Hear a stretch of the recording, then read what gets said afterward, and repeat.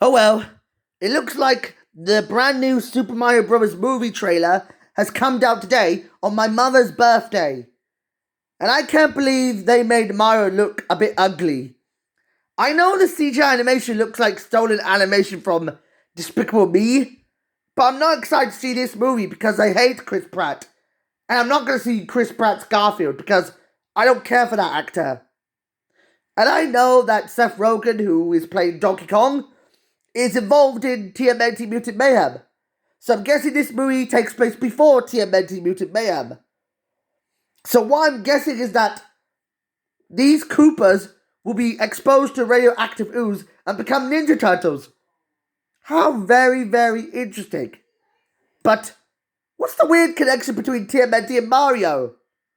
Well, I noticed mine won't be appearing in TMNT Mutant Mayhem, so I want Daredevil to appear in it instead. I know Daredevil's a lot more tougher than Mario. I can imagine if Daredevil would beat the living shit out of Mario if he managed to punch Mario in the guts. Now, we need to focus on the evolution of Daredevil.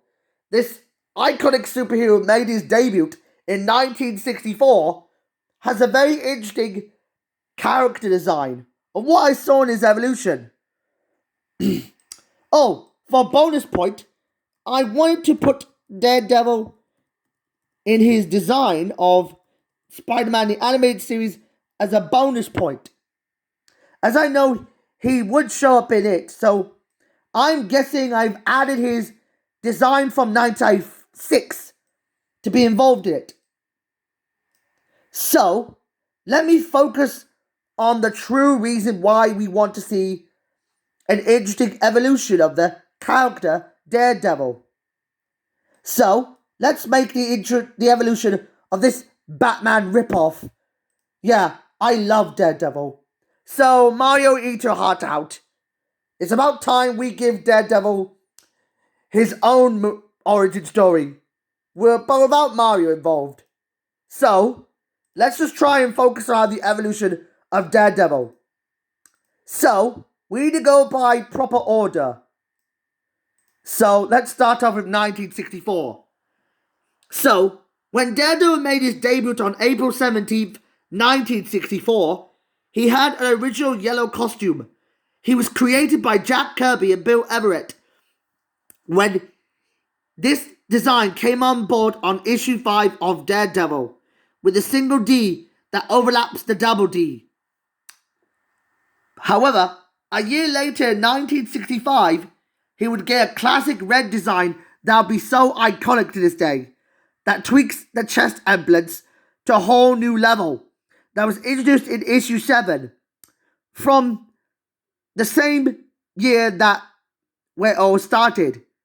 From that same year, this double D logo would resemble the previous year's D's. However, in 1989, in the trial of the Incredible Hulk, in what the Incredible Hulk was put to trial by the courtroom, Daredevil wore an all-black suit inspired by 1989's Batman starring Michael Keaton of Beetlejuice fame. I know it looked very weird. To me, the actor Rex Smith was involved in this movie using some sort of spandex rubbered head-to-toe black costume. But in 1993, he would receive the armored black costume to give him a more black and red contrast. This suit of armor would give him the ability to battle stronger supervillains for the way he does it. The way he does this to the villains to defend New York City from underground crime. I know it's designed by the committee, thanks to Scott McDowell creating this new costume at the time.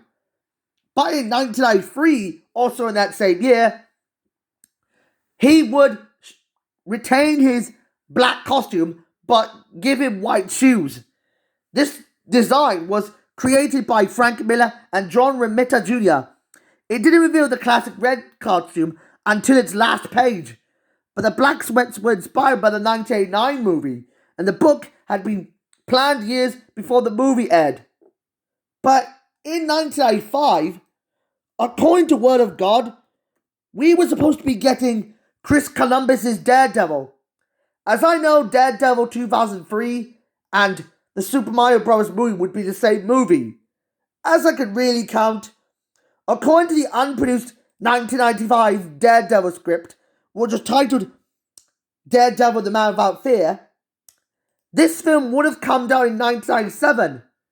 According to this 1995 Daredevil script, it looked very different to what I really saw. But something felt off about what Daredevil could look like. As I noticed Chris Columbus was involved, I could really think about what the Man Without Fear could have looked like. I know, similar to most scripts like Toy Story from 1991 or even King Kong from 1996, this is quite a weirdly abandoned movie that never came to be. But there was something that felt off of what I would have seen a Spider-Man cameo being involved in it. But speaking of Daredevil, we would have gotten an origin story of why it could have looked like. In this unproduced 1995 script, the script would have involved around an origin story of how Elektra met Daredevil, where the romance had a backstory for her of the Kingpin doing nasty things, like a couple of fights with Bullseye, and it only takes like the idea of Daredevil trying to have a relationship with his father, fighting Bullseye and Kingpin, and Elektra becoming an assassin following her father's death. Even though it takes influence from the Born Again story, this would be a cool idea. But the fan casting was very divisively different. What I could have looked like that, it looked very unknown to me, but after it got canned for unknown reasons, this got recycled into an animated series that, well, I noticed Word of God mentioned that Daniel Radcliffe was considered for the role of Daredevil in his younger self from the past, from the moment he dropped his jar of turtles from a caster that hit it. And then the present day, we would have had Mark Wahlberg portraying a now grown-up version of Matt Murdock, who would become Daredevil. Although Columbia Pictures was considered to be involved in this movie, but it never got off the ground. But what we got in Ben Affleck's Daredevil, well, just because he's married to Jennifer Affleck, I would give this an Easter egg of its own. As I noticed that I know that Daredevil became a blind lawyer who was trying to discover the truth about his washed-up fighter of proving why he got blinded by the same toxic chemicals that the turtles were created from. As a result of this, Mark Steven Johnson would take the mantle and show it to 20th Century Fox, and it probably gained some mixed reviews that a lot of people hate this movie. And its sequel got negative reviews, and it killed the franchise as a whole. Eventually, after this whole idea became panned, I know we ended up getting Michael Clark Duncan portraying Wilson Fisk. A lot of the ideas that Chris Columbus's Daredevil would have had were eventually retold into an episode of Daredevil. An episode of Spider-Man. Well, from an actual truth that I learned from. What I've learned from the episode, the 7th episode titled The Man Without Fear, is without a doubt an interesting idea involving around Spider-Man teaming up with Daredevil to stop Kingpin so they can bring him to justice and prove they're both innocent together. I know this was based on the unproduced 1995 script, and it was called The Sins of the Fathers. So this is the 1996 Daredevil design that was used for what it could have looked like from 1995. Now, we're moving on to the 2003 movie. In this 2003 movie that we got, it had some sort of interesting concept of what a 40-minute conversation about the color red would have looked like. Eventually, this design was a bit too unfocused on what it could have looked like. But from the 2010 Shadowland, unlike the infamous 2003 movie, this one is where Matt gets possessed by the beast while leading a hand as he gets represented in a new, darker costume created by Billy Tan. It takes a cool tweak of the classic red, their complete redesign. It looks pretty awesome. To me, it's better than the 2003 design. Now we're moving on to the 2015 series. Inspired by Daredevil the Man Without Fear, Charlie Cox would take the Daredevil mantle in a black outfit made of practical sports and military wear. Inspired by designer Stephanie Malansky, the outfit will evolve over the time to a final reveal in the 2005 to a few episodes of the said Netflix series. Despite this, after the Netflix series concluded in 2018, I don't know why it was cut short.